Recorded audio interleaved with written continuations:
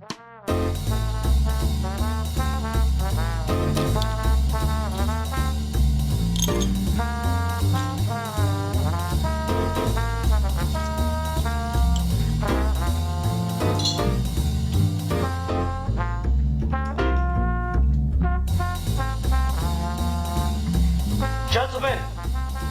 the time has come once again to discuss things.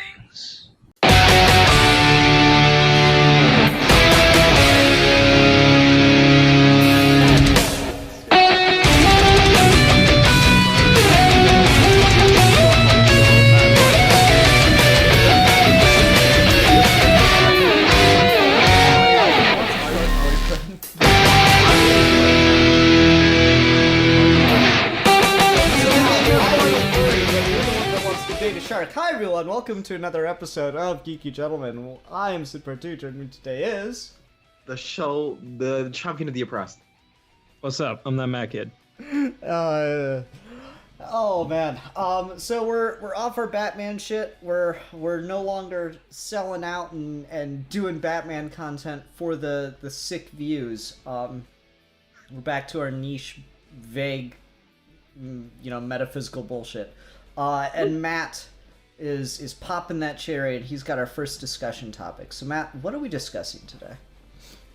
We're talking about violence in fiction and sort of hyper violence, when violence is necessary to your story, and when it just becomes something that's kind of a crutch to make something seem more mature and adult than it really is. And I'd like to, if it's okay, I'd like to open by kind of talking about what got me thinking on this. Sure.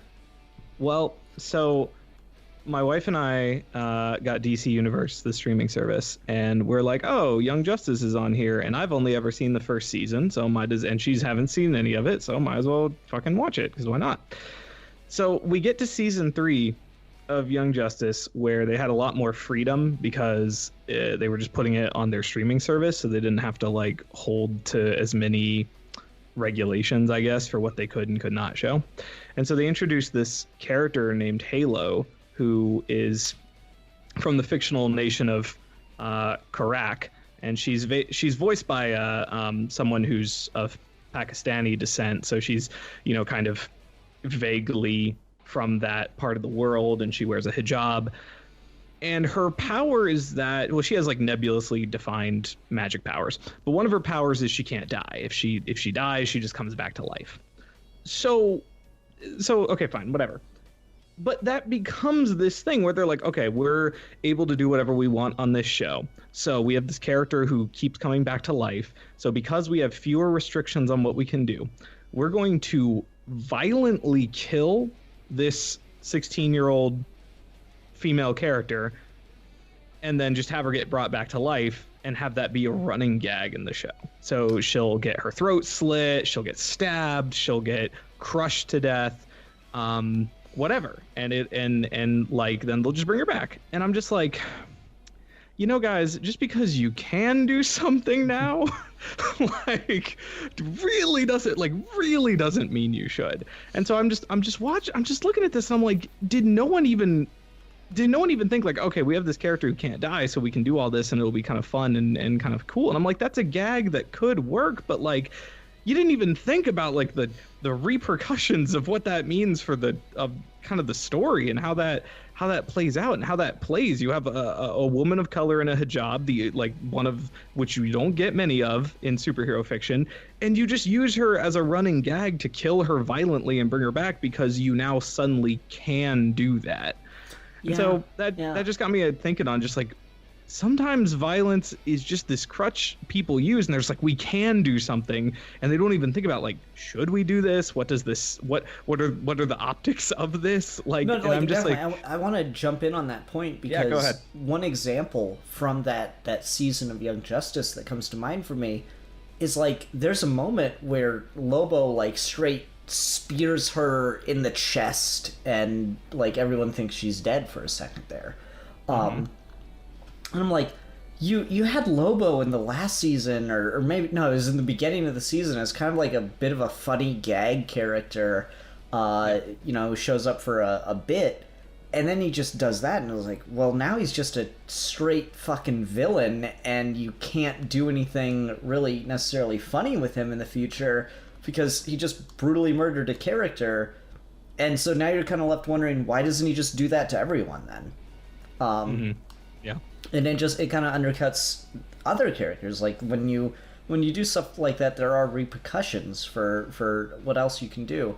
I don't know if the connection with the Pakistani Islamic background matters as much to me, because specifically of what they're doing with that just being her body, but it's really a resurrected mother box. I'm going like, like that part's when it starts to get a little weird and wishy-washy comic book bullshitting. Well, yes, for sure.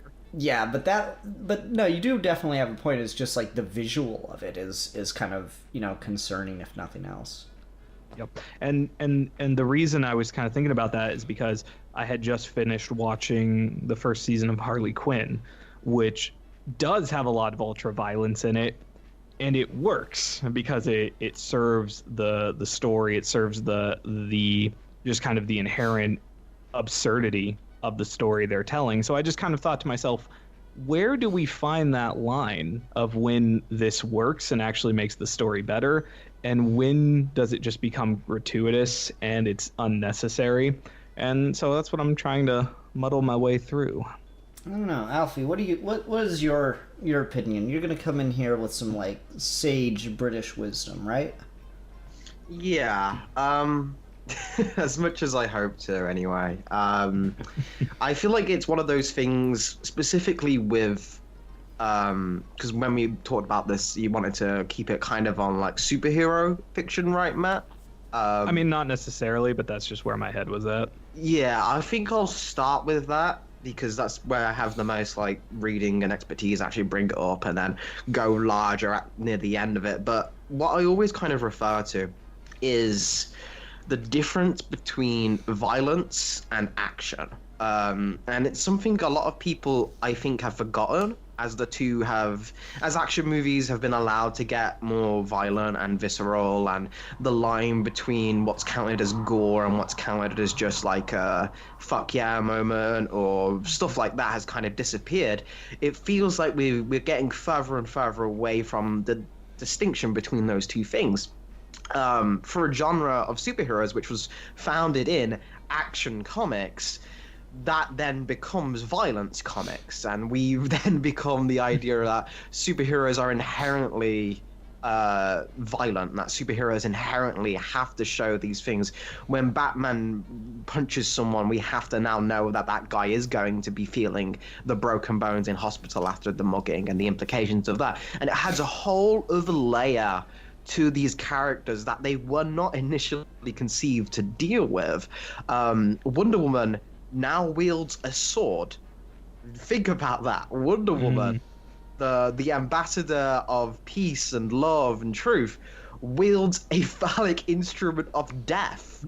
That's how far we've gotten to this thing, where before she was created with the idea of the lasso, of the non-lethal weapon to contrast against Ares. Captain America now wields a gun alongside his shield, when he was originally conceived to have the shield to be the best, the highest ideal of what America could be, right? Like the shield. We're not going in to fight things, we're only here in self-defense. Now he also packs heat. Like the Batmobile, you would be incredibly hard to find any version of the Batmobile now. I'm very thankful we've moved away from that now, and the recent live action version that didn't have a machine gun on it or something to that effect. All of this has, and again, Superman using his heat vision to find more and more creative ways to hurt people. All of this has been added on and added on and added on as we've tried to find more and more creative ways to, how can this actually happen, while also making it more visceral as comic books have like grown to be a more mature audience. Young Justice seems to be coming from that mold, right? Of they got an audience that was majoritarily teens and young adults rather than actual kids. And then once they managed to go to a streaming platform, they was, oh, let's just cater to what they want. And the idea of what they want apparently is just more blood and gore and violence and curse words and etc. Yeah. But at the same time, there's not an inherent, I guess, awfulness to that. There's no reason why you can't tell stories with that, because that is very much part of the human experience, right? Is that that can happen. You can have your bones broken in all these different ways. That's not false. That's not horrors conjured up from other things. That's a real tangible experience that can make you feel something. So I guess it just comes down to, in my opinion, you have to be to get it past the line of gratuitous. The Harley Quinn example, I think, is a really good thing, because George Romero would often say that when he did his like super violent, like the zombie films are just built on finding creative ways to kill things, right, or being devoured. He always made sure you have a joke in there or something. You make sure you're there, because then as an artist, you're talking directly to the audience and you're telling, hey, it's okay, let's think about this, but at the same time, you don't get too freaked out. You don't have to really kind of delve on the horror of what you're seeing. You can enjoy it for just the visceral sight, but then you can also think about it a little bit.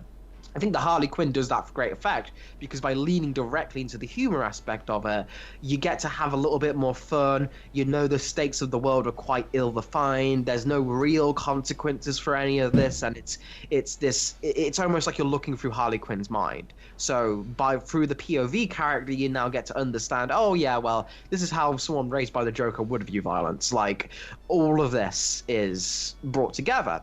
You tell that in a story about Young Justice, which is about young teen heroes who will one day replace the Justice League and become the best of all of us. Dick Grayson, the heart of the DCAU, all these great characters, and now you're making them go through the same level of violence that showed in the Harley Quinn show without any of the heart, and you immediately miss the point, and you're just dragging these characters through the mud. I think is the key distinction, but it is also just a facet of superhero culture and mainly media culture at large, still in this mindset of lowest common denominator like values, right? Like when we haven't got, despite how much we say, oh, we've got these great writers and everything, we still haven't escaped the mantra of, oh, people here for tits, ass, and blood. Right. It's a conflation of appropriate for adults equals a maturity of your story, and how those two things are not that you can have a lot of swearing and sex and violence and make something that really should only be consumed by adults, but that does not make it a more mature or even necessarily a more realistic story per se, if that's your goal. No, I definitely think that's onto something, and I think it is really just about a level of maturity, because I remember when I was a young teenager, between about, 13 to 16-ish, 16, 17, I was really obsessed with, like, hyper-violent things in media and also in stories. Like, I would write things and I would make them just super graphic, hyper violent. One of my favorite books from that time, and like, it's still a good book, but like, the thing that attracted me to it was how violent and just absurdly violent and kind of gross it got, where like two assassins are fighting each other in a old house that one of them lives in, and then they end up in his basement where he keeps all of the bodies of the people he killed, and one of the assassins a man, the other's a woman, and then they kiss and fuck on the bodies. Yeah, brutal. And it's like, it's what it is, and like, I remember writing stuff that was in that vein of like, how like gratuitously violent can I make this scene, and I remember watching movies and stuff that were like that. Like, does anyone remember Unleashed with Jet Li? No, I'm the only one. It's my favorite Jet Li movie. It's also known as Danny the Dog overseas. But it's about like this kid who he's taken at a very young age, and fucking evil Bob Hoskins, who is fan cast as the Penguin using almost exclusively footage from this movie, puts a collar on the kid and teaches him to fight, but only to fight and basically kill, but only when the collar is off. So he's like Pavlovian conditioned to be like the most brutal fighter in the world, but only when the collar's off, and otherwise he's just treated like a fucking dog. And it's Jesus. Yeah, it is. Jet Li quit acting for a year after filming that movie because he got so into the part, and it was such a dark role. Yeah, and I should probably say real quick, I'm not necessarily at all saying there's anything inherently wrong, like what Alfie said. I'm not certainly here saying you can never have extremely violent stories. You can never have extremely violent things, even in superheroes and comics. I'm not trying to say that at all. I love hack slash. I like a lot of the Authority stuff, and that stuff certainly doesn't shy away from being almost shockingly violent and almost kind of comically violent. And I think there's room for that even in things that are not comedies like Harley Quinn. So I'm certainly not saying there's not room for this kind of stuff. Well, and like I think that's an interesting example. The point I was kind of building to, though, is so like at that age I was really into all that stuff, and I think that's what a lot of this media that we're talking about here, particularly superhero stuff, is trying to aim toward that demographic. And the thing that kind of got me out of that was Clockwork Orange. Because Clockwork Orange is a story that's ultimately about that mindset, and it's about growing more mature. So the big tragedy of Clockwork Orange, which is one of Kubrick's best films, is it's an adaptation of the novel, but it's an adaptation of the American release of the novel that was out in Kubrick's time. And the American release of the novel, for whatever reason, cut out the final chapter. And so Kubrick had never read the final chapter by the time he made his movie. And the final chapter is like the entire book hinges on that last chapter, wherein Alex goes through this whole journey. He goes from being this just ridiculously rough thug who beats up homeless people and fights another gang in order to be the gang that gets to rape this woman that they found. Just like all these horrible things that Alex does in the beginning of the movie, till he kills this old woman and goes to jail for it, and he does horrible things in jail. And then he has horrible things done to him. He is scientifically conditioned. A lot of conditioning coming up in this episode. Weird. He is scientifically conditioned to feel violently ill whenever he sees or thinks about violence, and then he's let out on the streets. But that backfires horrifically because he gets to the point where he can't defend himself when people want to commit violence upon him. And then he recovers from that and he gets through it, and by the end of the almost the end of the book, the penultimate chapter, he's back to being violent. He's got government sanction because he's kind of a huge embarrassment to the government for all this stuff, so he's basically just given free rein to be as violent and awful as he wants, and the cops will never do anything to him again. And that's where Kubrick's film ends. Then you get to the final chapter of Clockwork Orange, wherein he meets one of his old gang members. Because Alex was always the youngest member of the gang, and one of his other friends aged up a little bit faster. So Alex was like 14, his friend was like 17, and they meet again when Alex is 18 and his friend is 20. And, or 20-something. And Alex meets his old gang friend and his wife.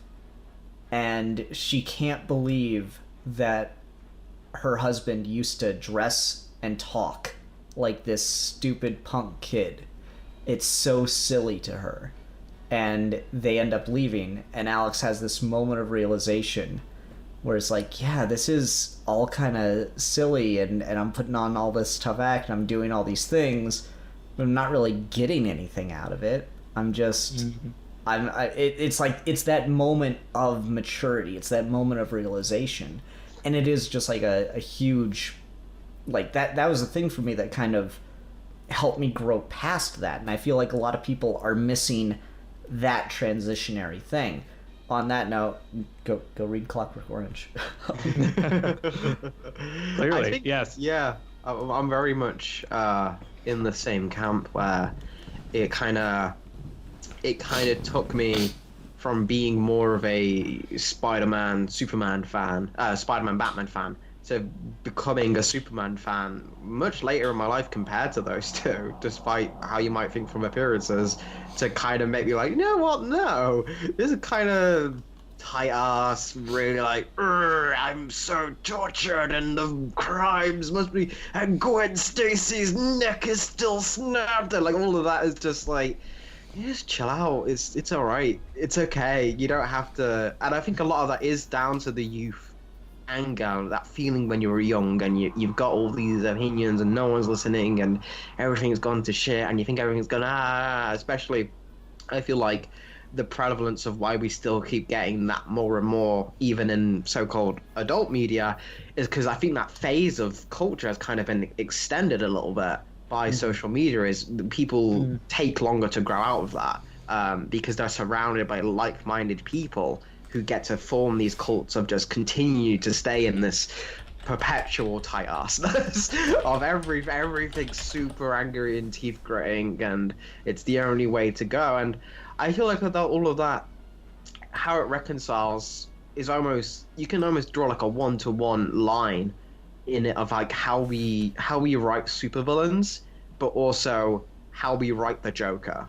I think is a very, how someone writes the Joker, I think lets you understand their relationship with that. The Joker is always allowed to kill people and to be horrible and to do the most unseen things you've ever known.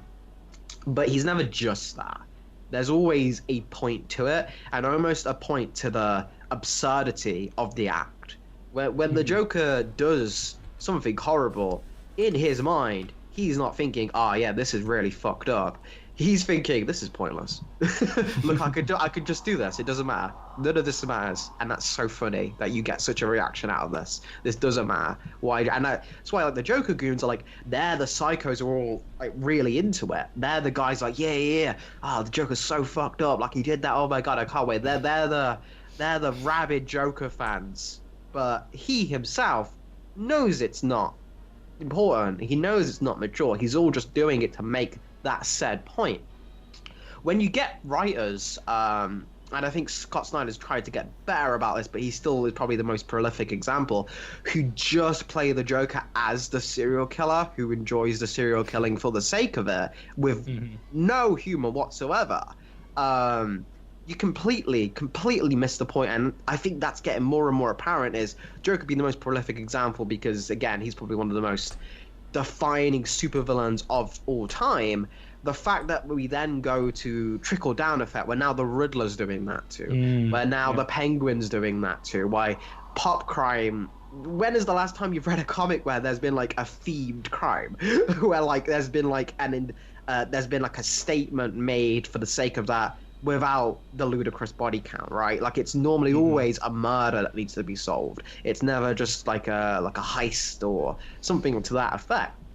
And I think that's a really fascinating state that we've got to. I think it's almost harrowing to read, but in Black Stars, like, I've been catching up with Morrison's Green Lantern stuff, and in issue 2 of Black Stars, Morrison kind of like talks about his own effect on this, and like it really does feel like he's like, shit, we fucked this up, because he goes through all the DC superheroes and he's just like, yeah, Batman doesn't stop crimes anymore, he's just getting like personally attacked by all these villains, and they're just like directly going for him. And like Aunt Harriet, she's 67, she had to be Batman for a month. He keeps getting replaced, and everything's gone to shit. And like we see, it's just so fucking heartbreaking because we see Batman and like a Gotham on fire, like the usual. You see it so much these days. We're gonna get another one with Joker War, where like the bat signal's cracked and Gotham is burning and everything's gone to shit, and Batman's just on the who's like, oh, not again. Like it's constant. It's just ridiculous how far we've taken this, where every one of Batman's villains doesn't give a shit about anything else anymore except breaking the bat. The Wonder Woman example I gave before, the era where, as much as I love him, I do think it is something that needs to be talked about. The era where something like Heroes in Crisis exists, right? Like, whether you like that story or not, I think it's just interesting to think about the world we're in it now, where that needs to be said, right? Where like they will tell you that Wally West coming back has been like the return of hope, and so many fans I've been seeing, and I don't know it's in any derogatory way or haha Alfie's trying to speak down to you. I just think it's something I've noticed, where you see so many fans like, oh man, I really missed that sense of enthusiasm when Rebirth was here. I really missed that kind of energy when Rebirth was going, and things were different in the New 52 and things were changed. And Wally West was like the symbol of that, right? Wally West is, oh, we're going back to the good old days, post-crisis, and everything's going to be fine again. You break it down, and what really happened is it was a marketing ploy to replace the black version of a character with the one that people liked more, because they couldn't figure out how to do that one outright. And you say it like that, and you're like, oh. Oh. The Superman Tomasi role that everyone hails as like bringing back the hope and fun of Superman. It opens with John Kent burning his cat alive, and then we do a whole issue on war memorials where Superman talks about the American military and the effects of that. We get a very like steadfast, true Superman. We get Doomsday Clock, which again is about like the history of superheroes and celebrating the past and bringing everything back. And you get a Superman who is, I have no political stance, I'm going to stay here and protect the president from the angry brown man. I think the fact that happened in a DC comic book is just so funny to me, especially in a Watchmen comic book where you have an apolitical Superman, is just so fucking funny to me. And it's crazy. It's crazy that we've gone to this point. And to the larger point of superheroes are such a niche thing that I do think this does extend to mass media, especially the fact that now superhero movies are mainly the biggest action movies there are, and that trickles down to TV shows, etc., etc. The fact that you've got the Marvel movies where there is no hero in that doesn't have a body count. Yeah. The one thing you made me think of, you mentioned Morrison, and I immediately had to Google the page, is the Animal Man run. Because, like, it's been, 30 years and he's still making the same points, and if anything, he's just gotten more right with time. But just the issue where Grant Morrison meets Animal Man, and because he's been the awful one destroying this poor man's life throughout the entirety of his run on the comic, and he goes, "We'll stop at nothing. You see, all the suffering and the death and the pain in your world is entertainment for us. Why does blood and torture and anguish still excite us? We thought that by making your world more violent, we would make it more realistic, more adult. God help us if that's what it means. Maybe for once we could try to be kind." And then he says, "I'm out of space, out of time, and I haven't said anything worthwhile. Nothing left to say. Go home, buddy. Forget we ever met." And then Animal Man's just kind of like left in the void. And then in the next page, he's suddenly back at home, and all the violence and awful things that Morrison did to him throughout the run is wiped away in an instant. And his wife and his kids are back, and he hasn't gone through all these horrible experiences anymore. He has no recollection of anything. And it's... God, Morrison's meta shit is just insane. But you know what's so sad about that? Like, what really makes me, like, I want to talk to him because I want to know if he's alright. Because you have that, right? And that's a younger Morrison. That's Morrison who's gonna write All-Star. That's Morrison who's still like gonna do Multiversity and just be like, oh yeah, no, we can still there's shit in the industry, but the only way to do it is to change it. But now we've got a Morrison who knows that's not how that worked. Is he tried to change it and it just went straight back, and sometimes it got even worse. And he's just like it's not I even think that's like what Batman Inc.'s about. Yeah, it is. It's the futility of it all, right? It's just the line where Talia says, "I know you like your cartoonish stakes and clear motives, like, and all of this is just how ineffective it is and how nothing can change, and you'll always be dragged back down to this." That's exactly how that went down. And then, but something else, which I think is almost directly to the animal point of why I think he genuinely said something about that, right? That was a hopeful message at the end of that book. But he almost does the exact same comment, and it's completely changed from hopeful to just kind of like, well, fuck, is in Pax America, when you get the Dr. Manhattan stand-in, who has his dog. And he talks about how much he always loved his dog. He always loved having his dog around, and he was amazed at how much joy he could get from such a simple thing. But then he uses his powers to tear it apart, bit by bit, like you just see the pan of it like just being dissected, and he's like, I want to know what it looks like from the inside. I want to know how to make it. I want to do it. I want to see how it works. And then he creates a new dog, and he puts it back together, and he's just left there, really sad of power. I'm just like, once you take something apart, once you touch it, even if you bring it back, it's never the same.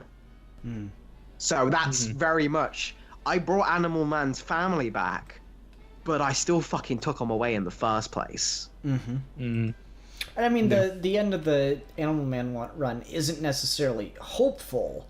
It's just kind of showing the power and the strangeness of what we do to these characters.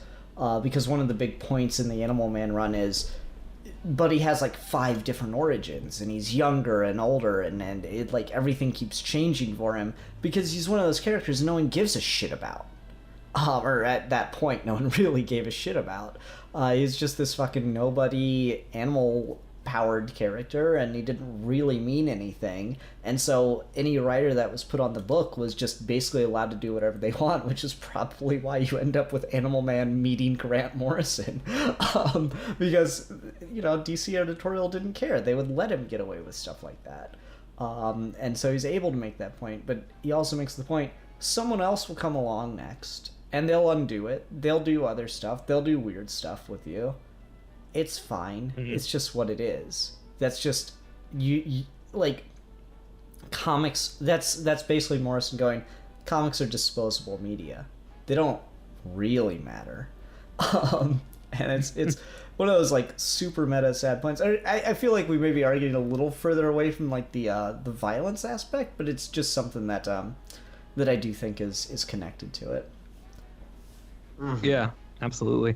And you know, in a broader sense, the way that we have a relationship with violence in death, and in like you said when Morrison was talking to him about the idea of we inject these horrible things into our fiction because, in a sense, we feel it makes it more realistic. We take the worst parts of the human experience, not the best parts, but the worst parts of the human experience, and we say these are the parts that make something feel more real, feel more mature. I mean, I remember being a kid, always wanting my parents to take the types of things that I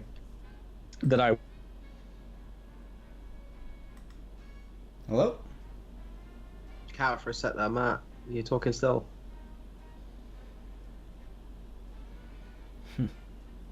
Hello? You still hear me? Okay. Yeah, you're back now. Okay. Yeah, I remember being a kid and wanting, you know, the adults in my life to take the media I consumed more seriously because I was so into, you know, cartoons and Batman and things like that. And so whenever I would get the chance to show them something, I would always go for the darker, more you know, the darker episodes of things that had more direct dealings with death and with violence, because in my mind those were the things that made something seem more mature, not the quality of the writing, not the quality of the storytelling. And we have this interesting fascination with violence and death, to the point where we view killing something as sort of the only powerful thing we can do in a story. I remember, this is something of a tangent, but I remember when the video game The Last Guardian was announced. It was made by the people who did the Shadow of the Colossus, and you saw that the main character was going to be traveling through the game with this big bird dog thing, and everyone was just like, oh man, I can't wait to get sad when they kill the dog, or I can't wait to... It's like we have this relationship with fiction, and we have this relationship with stories where whenever we really want to turn someone's emotional investment up to 11, and we really want to give someone something impactful, we always resort to killing something. We always resort to something dying. I mean, you think of how many comic books have been sold on the backs of the death of a character, because that's the only way we seem to know how to market this mature story to make people want to read it, is we fill it with death and violence and pain, because we're taking the darkest parts of the human experience and making those the things that we've decided is what makes something more mature and more real, I guess. And what I think is interesting about that, Matt, because I think that's almost like, as weird as it sounds, there is a big distinction between, with the same with how I said action and violence, there is also a big distinction, I think, between death and violence. I do think even the most child-friendly, like even SpongeBob, right, will deal with death and things to do with death, and you can go all the way down. You'd be hard-pressed to find fictional things that don't deal with death, because it is the ultimate question, right? It is the ultimate endpoint. It's the thing we all understand. It's the thing we all have to come to terms with. So they start us off young, because, boy, we're going to need a long time to do that. So I feel like there's a big difference, and a very important difference, I feel, between how a character dies or why a character dies, to really make because a death can be the most inspiring thing in the world, right? Like, Darth Vader sacrifice for Luke Skywalker is the most hopeful thing in the entirety of the Star Wars saga, right? Like, that's the thing we're still hooked on. That's still the thing of just like the worst person in the universe is the most selfless act to save the child who saw the good in him. Like, all of that is still just so potent and so raw, because everyone can, even if you don't ever feel that, you can imagine what that feels like, and you can put yourself in that situation. It's really powerful stuff. All-Star Superman, the entire most thing, a lot of people say, this is the most like light, silver agey Superman thing of all time. That entire book is Superman having a fucking breakdown because he's scared he's gonna die and he doesn't know how to tell anyone. And it's harrowing, but it's also like done in a way where it's so inspiring and uplifting. That hug scene that everyone posts misses the context. That's Superman getting the hug he needed because he's scared of dying just as much as that girl as well. And it always like chokes me up just thinking about stuff like that. So death can be beautiful, death can be inspiring, death can be all of these things. There's a huge difference between taking the majority and the insight to be able to tell a story like that. No matter what medium you do, no matter what target audience you're going for, even like if a character dies violently but they do it in a certain way or for a certain reason, to say freaking Ultimates where Janet Van Dyne gets eaten by the Blob, or like freaking the Wonder Twins getting eaten by the dog, like death in that case. Or again, there are just so many examples, I feel, of comic book uses of violence or media uses of violence and death, because again, we talked about most of the comic book things, media uses of violence and death where it is just for almost the sick thrill of it, like the idea of like, yeah, this character deserved to die. And I think that's fine, honestly. I think that could be quite cathartic, seeing like a bastard like get what they deserve. Machete. Yeah. Like Machete. all of that, I think, is needed, honestly, just as part of the human experience. You need to be able to get that out of your system, and that's what fiction's for. But there's also kind of a weird point when you get like certain fans of things who clamor for death in almost the same way you were talking about, right? Is like, oh, I want to feel sad. I want this to be the thing that happens. I can't wait for when this happens, or I know this is gonna happen because it's been done to death so much. Haha. Yeah. No, I mean, absolutely. Knock on wood. No, it's like it's one of those things though where I feel like for as much as violence happens in film, because like you mentioned just gratuitous violence, and there is like a cool factor to that, because like fucking I like Quentin Tarantino movies, and God, honestly, Inglourious Basterds has the best ending to a World War II movie I've ever seen. Because it's just Hitler getting shot in the face a billion times. You're never gonna get that experience again going into a theater, I gotta tell you. But like there is a connection to where like ultra violence on screen is really cathartic. I just think it's a fine line, because like when it's done well, it's really necessary. Like I think to wrap it back to comics again, for as much shit as he gets for it, Frank Miller told 2 great Batman stories with Dark Knight Returns and Year One, and they have just extreme violence as like the core of it all. Like it has one of my favorite Joker lines ever in Monologue, where it's like they could pile the bodies up high, one on top of the other, till it's 5 miles up, and you could only measure it by getting in a helicopter, and it still wouldn't be enough. I love that line. That's so Joker. But like, for as violent as those get, the story justifies it. The story works with it, and it makes that violence work for it. It makes it feel more impactful. It makes it feel more important. The problem is that we got so much stuff that tried to be Frank Miller for so long that Batman and his gallery of cast of characters, villains and allies, just became this ultra violent, tortured bunch of like, God, no wonder they all have problems. And you know, it's very unfortunate that occurred. Because while there are good stories within that, I mean, again, I'll sit there and defend war games, probably poorly, but I'll do it. Go watch that series right now. And yeah. But there's other stuff that came out of that that's just like, ugh, I can't believe we wasted so much time with this. This is like too ridiculous. I don't know. I'm trying to think of an example of just a really stupid one where it's like the violence just got so out of hand.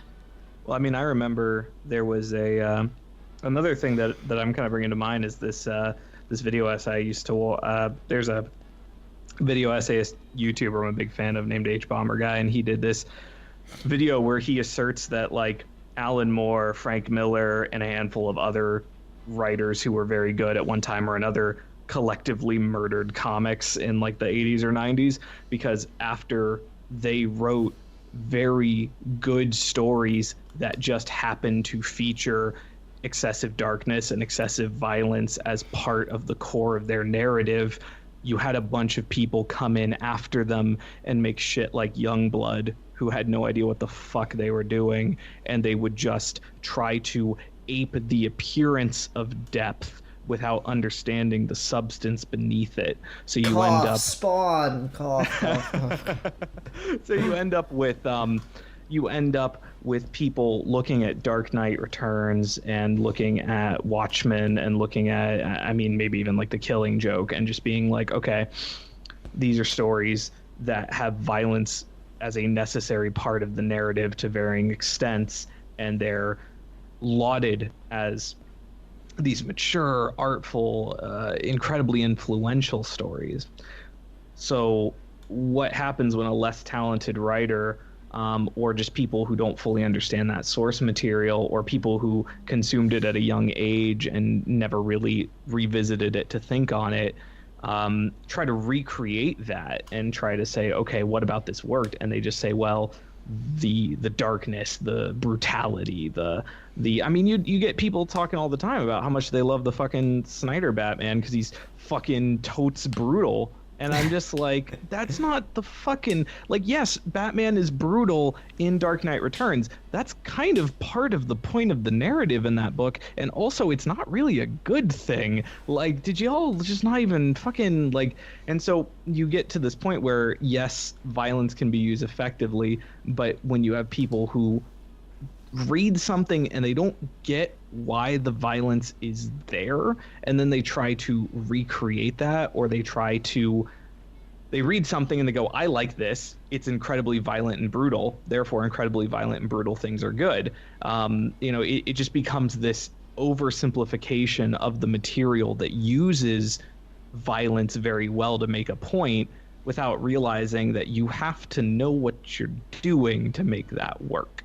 Because, like I said, I love certain hyper-violent material because it fits the tone and it fits the story that's being told, but that's not always the case. And so when you have people who read these stories and they don't, I'm not just trying to say people are dumb and don't get it, but when you have people who don't look at it as to why is the violence in this particular story, it becomes, well, darkness and brutality and violence, that just makes all stories inherently closer to being as good as The Dark Knight or Dark Knight Returns, as Year One, as Killing Joke, as Watchmen, whatever.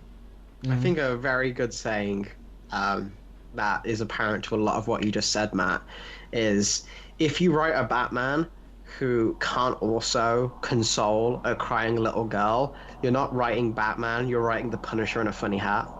Yep.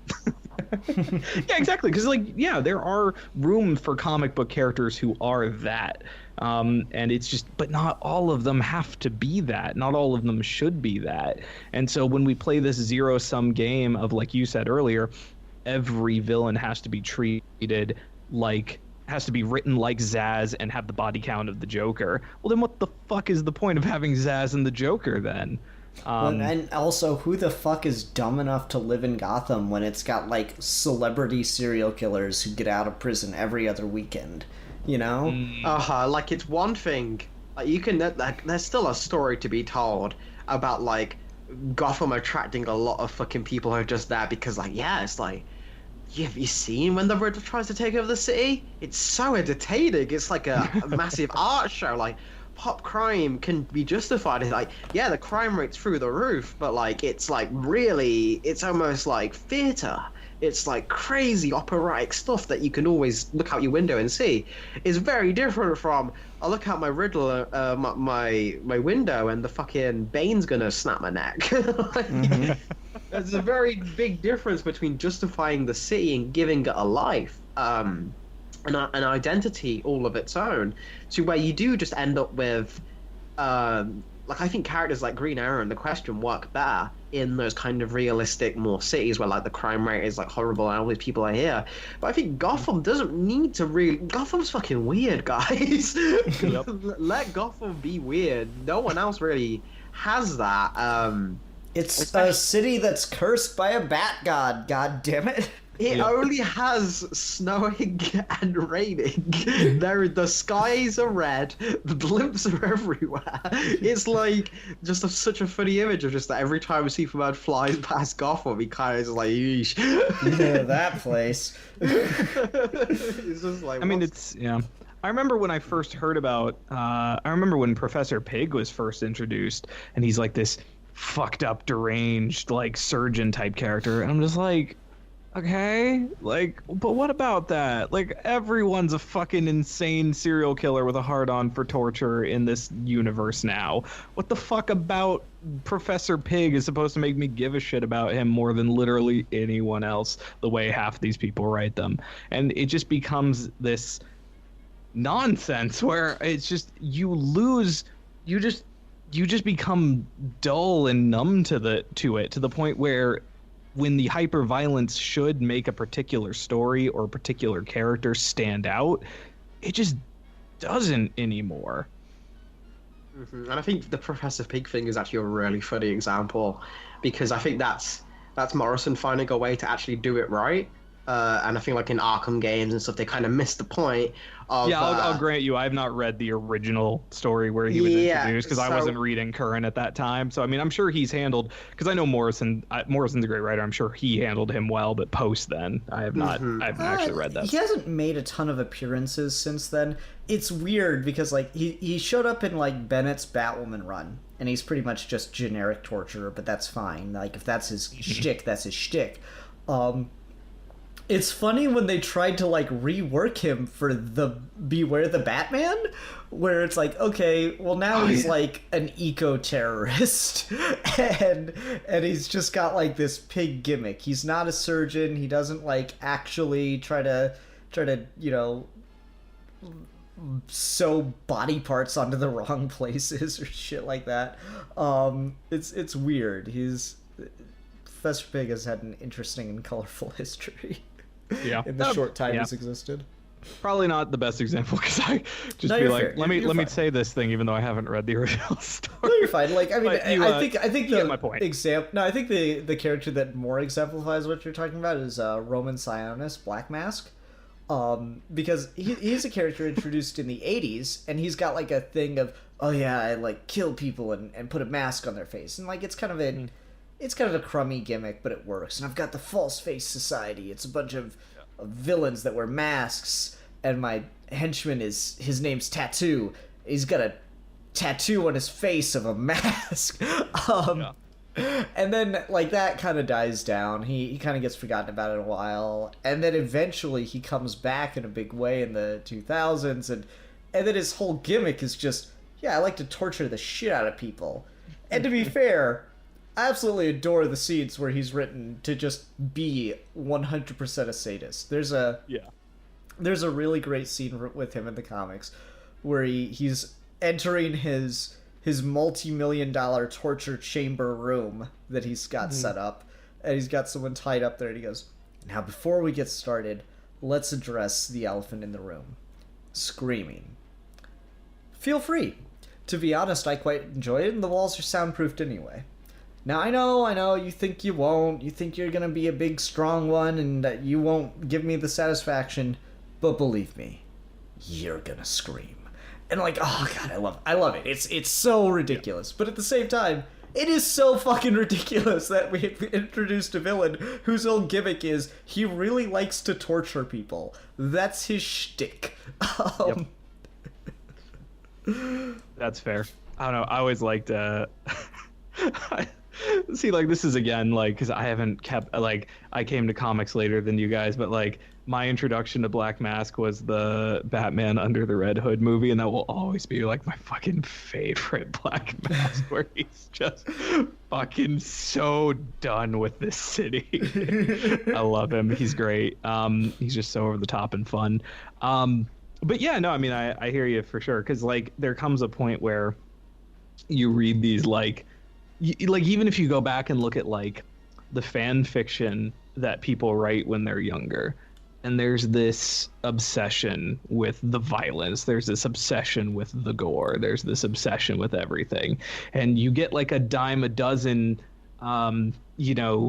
scenes in fan fiction, because I used to read fan fiction when I was a kid, and you get these like dime a dozen scenes where something horrible is happening. There's just some horrible gratuitous violence that doesn't even remotely fit in the world that the story was set in, but it feels mature and it feels so so that's why it really just comes down to that, people trying to inject this level of maturity into something. But I mean, I think there's also something to be said for when it works. What are some examples of things that are seemingly almost unjustifiably hyper violent, but that just fits it and it makes it work, and it would be unwatchable without it. Something like the movie Logan, setting, ostensibly taking place in the continuity of the X-Men films that are generally not terribly violent in terms of the gratuitousness and the how graphic the deaths are, and then you get to Logan and it's like, oof, like, man, it is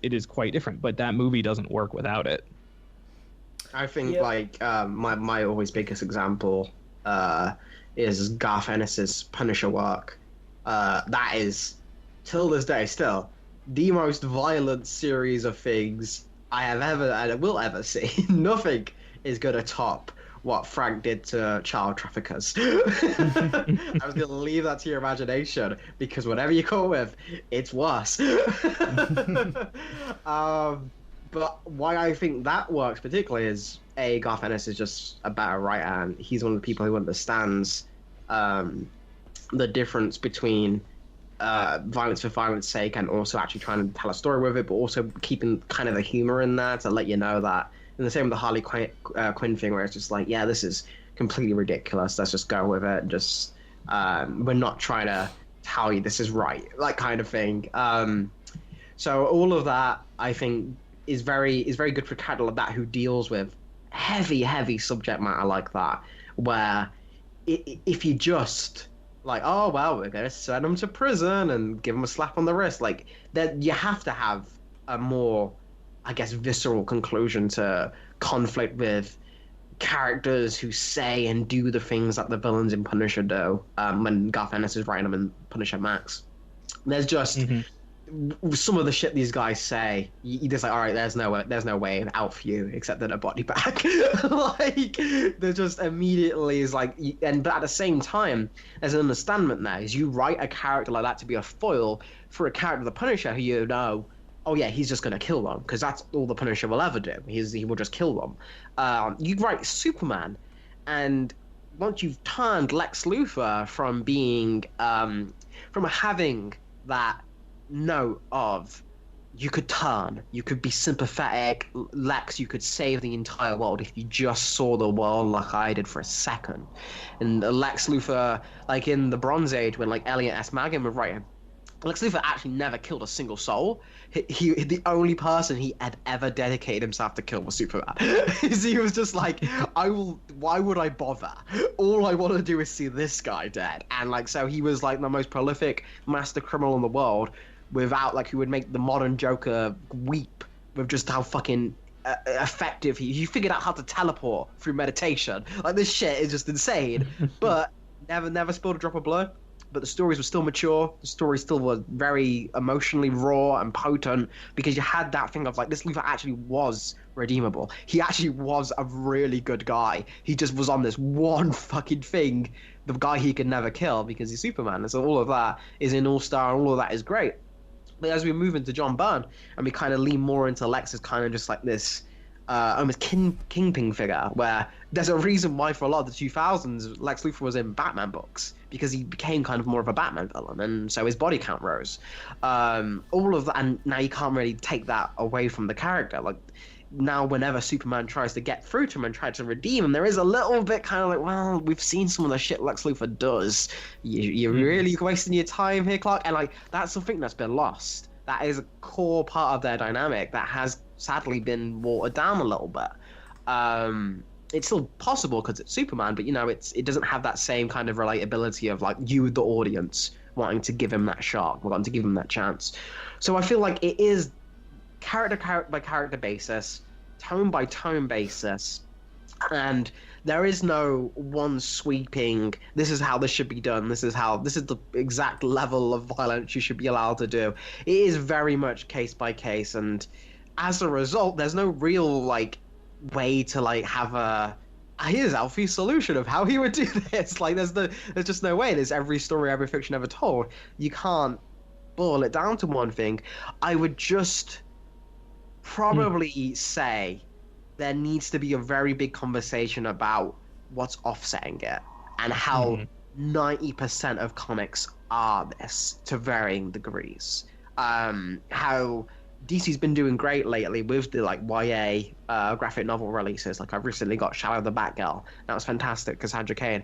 All of that is good, and given the younger readers like Super Sons as well, like younger readers like into comics, and even people who just don't want to like on a break from the grim and the misery, because once it's all grim and misery, it all kind of starts to blend together and you lose the impact. So even if you're dedicated to, all right, we're just going to tell miserable comics or violent comics and have these violent stakes, you want to make sure someone else is over there telling like some regular like fun poppy comics that are still can be mature. They don't have to be stupid. They don't have to dumb them down, but just like without as much gore and blood and slashing, because then you can make the gore and blood and slashing that much more powerful.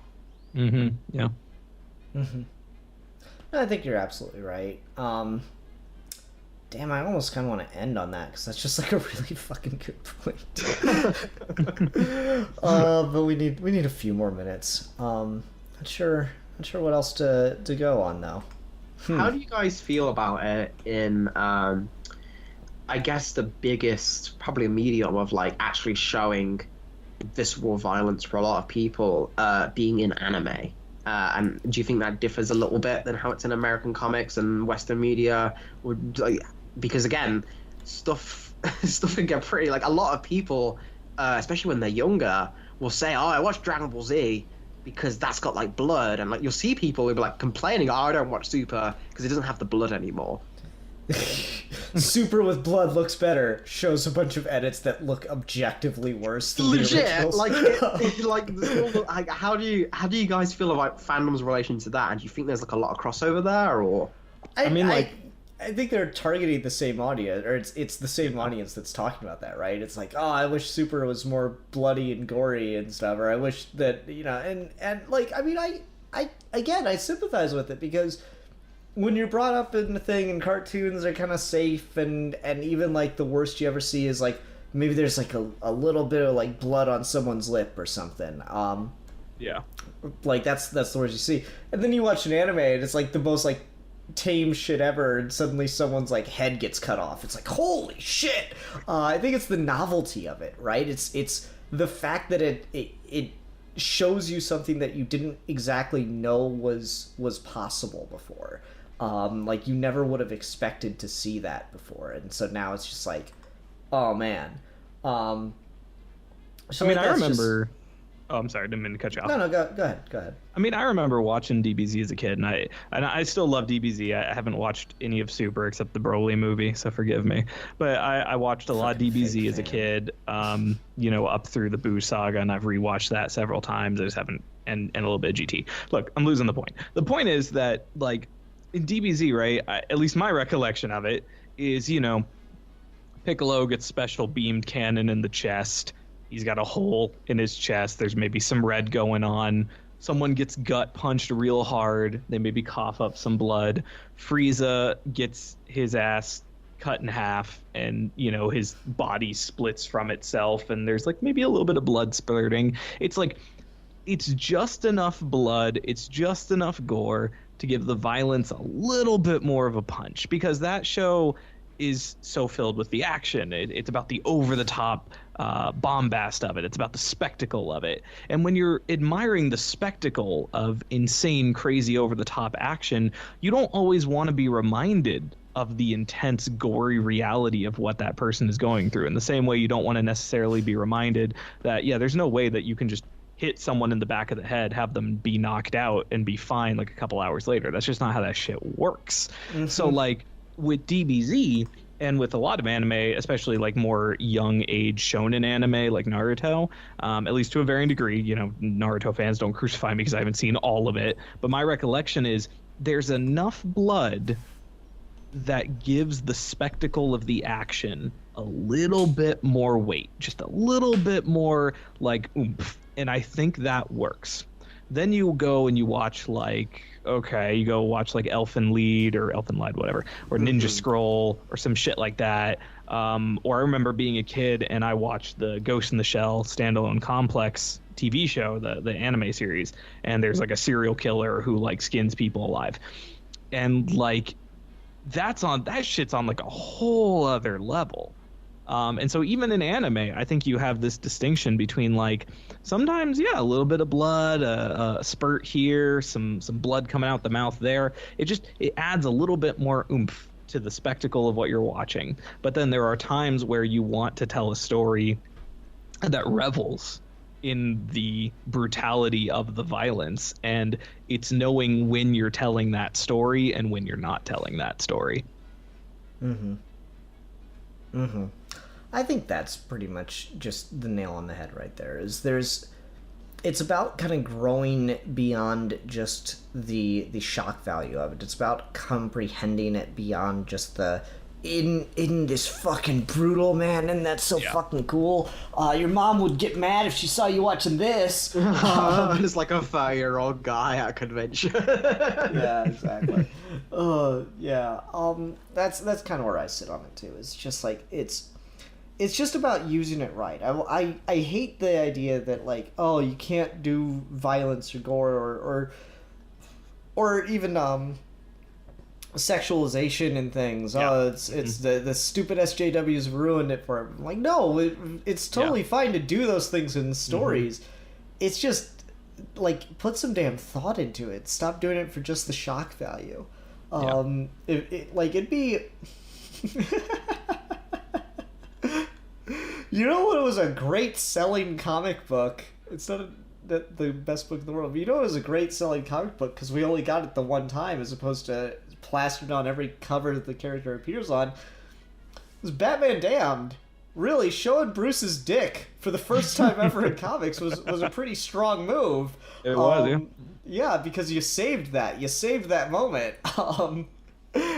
And instead of just like plastering it all over the things, could you imagine if like the only time we ever saw Wonder Woman sexualized was in like a really important story that dealt with like the ideas of female empowerment and sexualization and taking charge in your sex life and stuff like that? That'd be an amazing story. It's too bad, DC does everything they can to turn her bathing suit costume into just a fucking thong. Like how small can we make this? Like, hey, Alex Ross, you just throw a loincloth instead. So like, if you just get the right angle, it's just like, whoa, guys. Yeah. She started. It's not even like, oh, that's the classic costume. No, she started out with a fucking skirt, guys. Calm the fuck down. Right. Yep. All right. Well, I think that's a pretty good place to wrap up. Unless we got anything else we really want to touch on with this one. No. Okay. No. Alfie. It's your turn for a review topic, sir. Well, I'm gonna have to go. You both have a video? Okay. All right. So you guys both have access to Netflix, right? Yep. Okay. Yep. I don't think you've done this, but I want to talk about the 3-episode, new recent series of Dracula. Okay. Wait, Dracula or Castlevania? No, Dracula.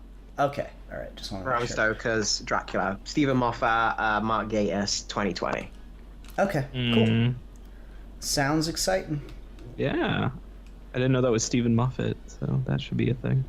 Yeah. Maybe it'll be as disappointing as Jekyll. Once you've done Sherlock and Doctor Who, the only one left is Dracula. Right. All right. Sounds good. Everyone, thanks very much for watching. Until next time, I'm the Philosopher. I am the champion of the oppressed. I'm the Sonic Erotica Lover. And we are your geeky gentlemen. And we will be punching things. Oh yeah, punching things brutally in the face till I'm just pounding chunks of wet bone into the floor.